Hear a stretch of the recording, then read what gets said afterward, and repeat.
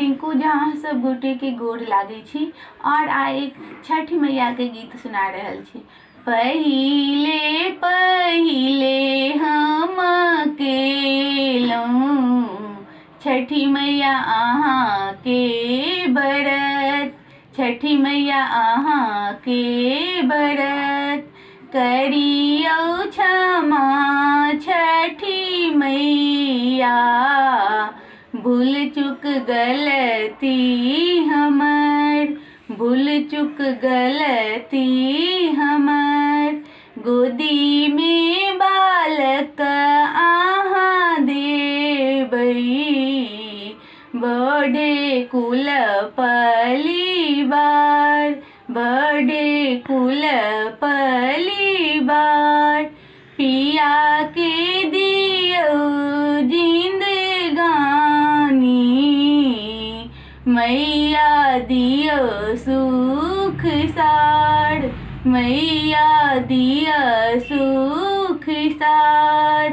नारियर के रहे माता, साजल नदिया किनार, साजल नदिया किनार।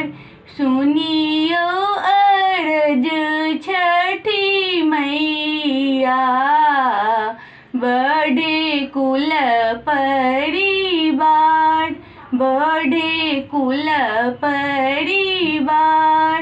घाट सजल छठी मैया, अहाँ लाए भगती अपार, अहाँ लाए भगती अपार।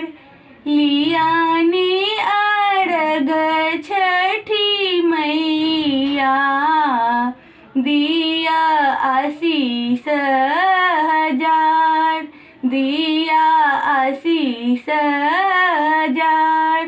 पहिले पहिले हम केलहुँ छठी मैया अहाँ के बरत, छठी मैया अहाँ के बरत करियौ क्षमा छठी मैया, भूल चुक गलती हमर, भूल चुक गलती हमर। धन्यवाद।